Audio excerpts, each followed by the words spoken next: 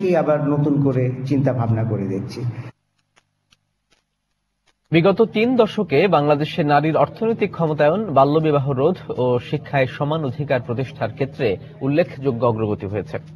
পাকিস্তান ভিত্তিক মাহবুবুল হক সেন্টারের উদ্যোগে দক্ষিণ এশিয়ার দেশগুলোর মানব উন্নয়ন বিষয়ক প্রতিবেদনে দেয়া হয়েছে এমন পর্যালোচনা। যদিও প্রকাশিত প্রতিবেদনে শ্রমের অপ্রাতিষ্ঠানিক খাতের সম্প্রসারণ ও বেকারত্বকে এখনো এ অঞ্চলের উন্নয়নে অন্যতম বড় বাধা হিসেবেই দেখানো হয়েছে।